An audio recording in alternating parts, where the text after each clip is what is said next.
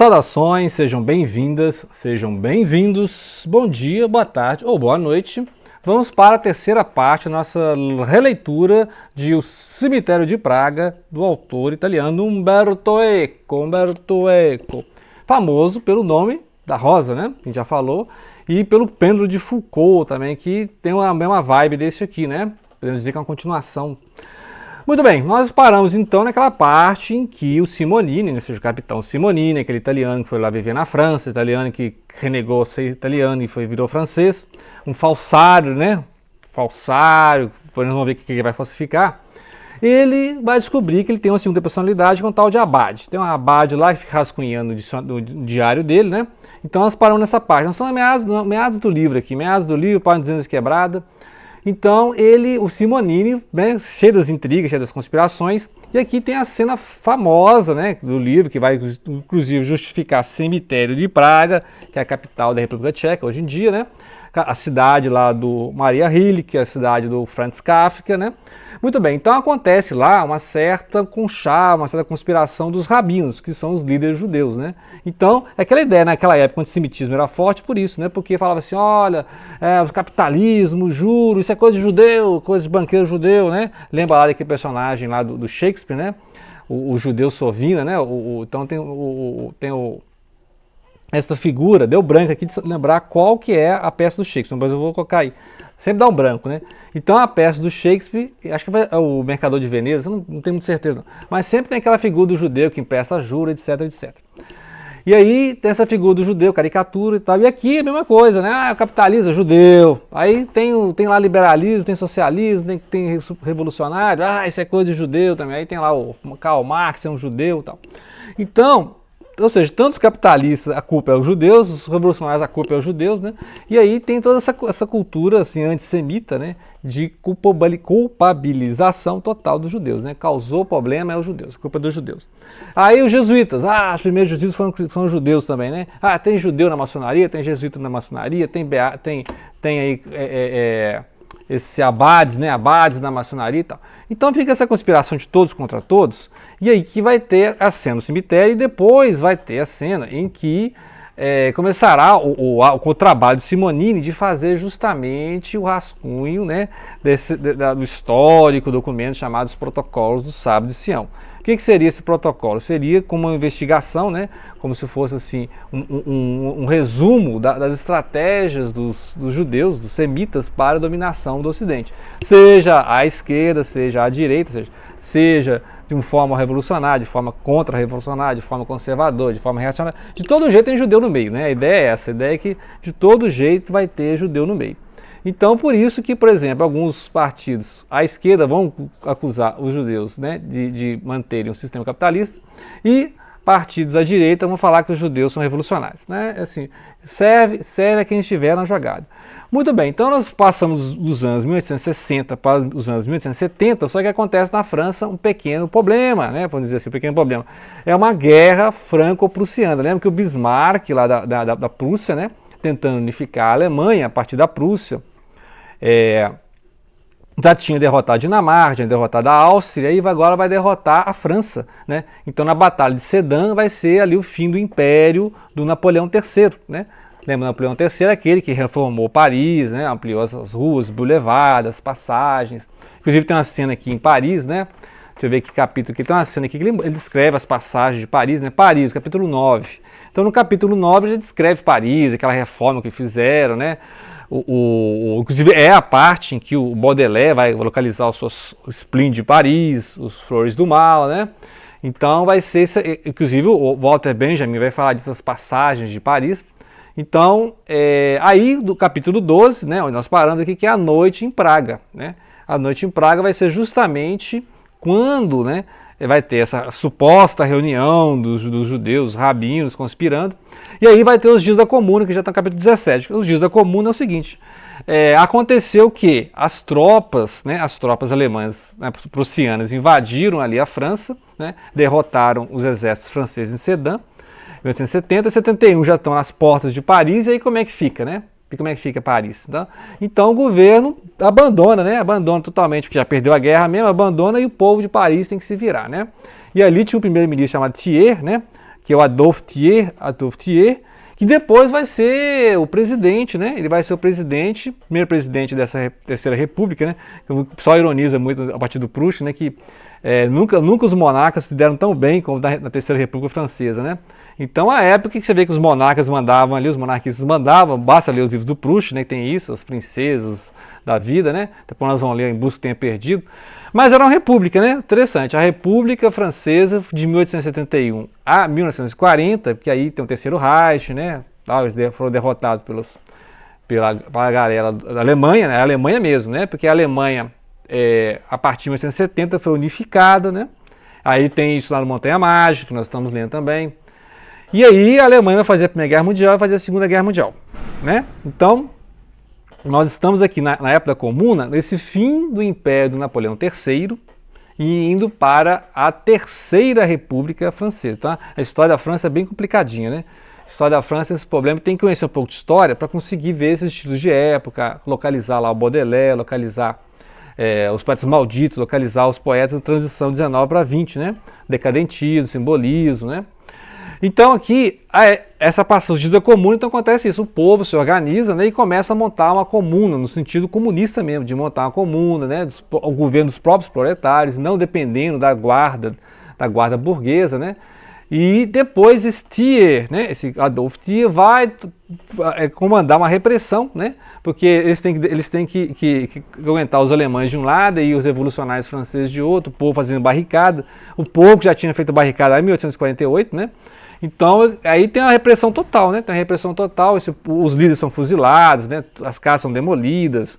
Então, assim, uma repressão total, um morticínio total, mostrando que o governo burguês não aceitaria esse governo proletário, né? E fizeram vários experimentos, pode pesquisar, Dias da Comuna, né? Comuna de Paris, que durou alguns meses, né, que foi a tentativa mesmo de montar uma guarda do próprio proletariado, né, os horários, o trabalho das mulheres também foi regulado, né, então todas aquelas conquistas que os proletários não conseguiram num governo burguês, eles conseguiram montando o governo dos proletários, né.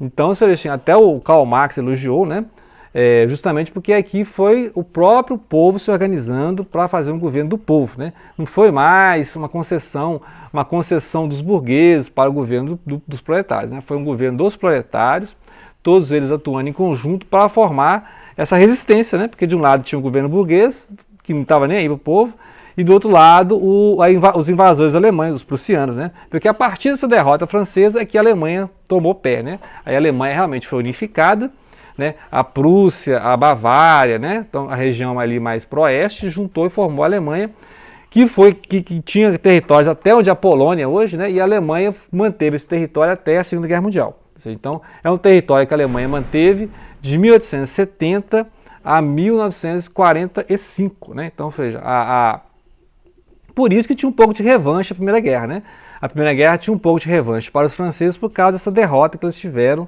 em 1870. Então, outra geração quis vingar essa derrota que a França teve, né? E aí a França foi novamente, ganhou, né, na Primeira Guerra Mundial, impôs terríveis sanções à Alemanha e depois foi derrotada na Segunda Guerra em 1940, né? Então é interessante a história da França, porque isso aqui é recheado de história, né? É recheado de história. E aí a parte agora que nos interessa, a parte 18, nós vamos parar hoje, que é os protocolos, né? Os protocolos de Sião, então tinha aquele negócio, os protocolos de Sião foram montados aonde, né?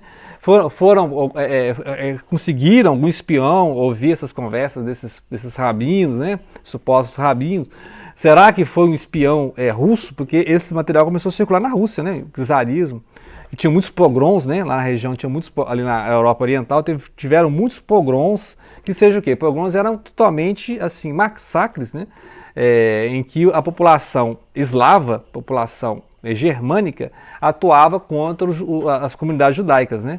Então tinha destruição de sinagogas, de casas, né? Violência mesmo, violência física mesmo, né?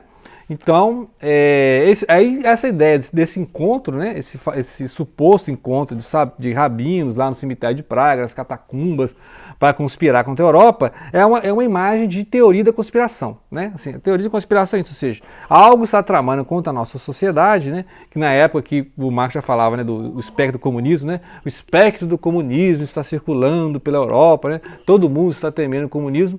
Aqui, nesta época, todo mundo está temendo o Império Judeu, né? Ou seja, a ideia do... Porque a ideia do sionismo era os judeus se organizarem para novamente habitarem a Terra Santa, né? Ou seja, a Palestina, que é uma coisa que aconteceu na primeira metade do século XX, quando os colonos começaram a retornar às colônias judaicas, né?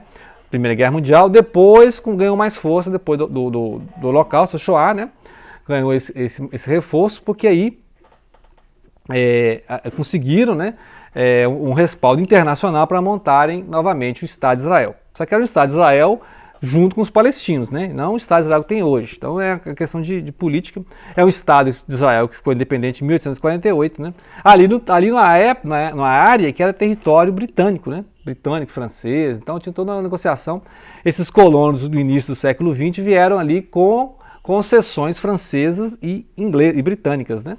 Então, mas na época, no final, na época dos livros aqui, né, seja 1970, 1980, com o sionismo veio a contrapartida do antissemitismo. Tanto que teve o caso Dreyfus, né, o caso Dreyfus que acontece, que é narrado também nos livros do Proust, em que acusam um capitão lá do exército francês de ser um espião, né? Ele é um judeu. Depois descobre que é uma armação, né? Falsificaram cartas. Depois descobre, mas passou, porque na época ele foi exilado, foi para a famosa Ilha do Diabo, né, que aqui na América do Sul, né, na costa da América do Sul, que é a famosa Ilha do Diabo. E aí depois descobriu, né, que tudo era uma armação por cima do cara, mas ficou esse caso do Dreyfus. Então teve até o Zola que tomou, né, as dores do Dreyfus e fez o Eu Acuso, né, é um texto do Émile Zola, famoso pelo naturalismo, né, o Germinal, né. E aí ele fez um texto, eu acuso, né, falando que isso é uma conspiração, justamente pelo antissemitismo, né, que o capitão Dreyfus não tinha nada a ver com a confusão lá, estava no lugar errado, na hora errada, como diz o outro, né. E aí os protocolos, então, ou seja, eles foram feitos na Europa e contrabandeados para a Rússia ou foram feitos na Rússia e contrabandeados para a Europa, né. O fato é que, graças a esses protocolos, supostos protocolos, em que tem ali uma conspiração judaica, muitos líderes antissemitas surgiram, inclusive o Terceiro Reich usou, né? O Terceiro Reich usou essa conspiração, né? Precisa ter inimigo, né? Todo governo totalitário precisa ter inimigo. Então o Terceiro Reich usou essa ideia de que haveria uma conspiração judaica para justificar, olha, nós temos que nos livrar desses judeus que eles estão aqui infiltrados nas nossas organizações, nos nossos bancos, nas nossas instituições, são servidores públicos, né? Estão emprestando dinheiro. A voz está falhando, né? Então, ressuscitando aqui a voz, então, acontece que esse protocolo de Sião, que é um imenso engodo, porque nós já estamos vendo aqui o nascedouro, né, a falsificação, o narrador está acompanhando um falsário, né? Inclusive fala assim, não se pode confiar em ninguém nesse mundo de falsários. Mas é mesmo, porque todo mundo aqui é falsário, todo mundo está inventando a história. Né? Quem é que viu de perto o que aconteceu, né? Então, você vê, uma coisa que é uma falsificação, que é um engodo, né? Um negócio montado mesmo, um negócio totalmente falsificado, e as pessoas levaram a sério mesmo, acreditaram, as pessoas acreditam no que querem, né? Acreditam em Papai Noel mesmo. Então, acreditaram que no tal protocolo dos sábios de Sião, né? Que seria essa conspiração judaica e tal, e fizeram o que fizeram, né? Fizeram completamente um pogrom sistemático para extermínio do povo judeu, né? Que foi a Segunda Guerra Mundial. Mas aí ele mostra justamente isso. E agora na parte final, né, nós vamos para o final, vai mostrando essas sociedades ocultas, conspirações entre maçons, né? E aí nós vamos voltar a Huysmans, né, em Labat, né, nas profundezas, que é aquela fase de transição ali do Huysmans, do naturalismo, decadentismo, e volta a uma conversão católica, né? Que é a fase final do Huysmans, ele escreveu acho que 3 ou 4 livros mais de conversão católica, né? Ele voltou para a igreja, né? Depois de todos os livros polêmicos, assim, que é, no caso, né, as avessas e nas profundezas, né, lá embaixo, né, ao pé da letra. Então, que é a fase decadentista, sombria, noir, bem noir. Aí o Huysmans, né, que é um clássico dessa época, junto com o Oscar Wilde, né, que está nessa época aqui. Então, ele voltou, né, foi a terceira fase. E aí nós vamos falar em relação a essas seitas, né, essas sociedades secretas que pululavam ali no final do século XIX. Então é interessante esses detalhes de história para entender o contexto, porque é um romance histórico, né? É um romance histórico que só o protagonista é ficcional, né? É isso aí. Então, grato pela atenção. Vamos continuar a leitura. Tem mais um vídeo ainda sobre o Cemitério de Praga, Umberto Eco.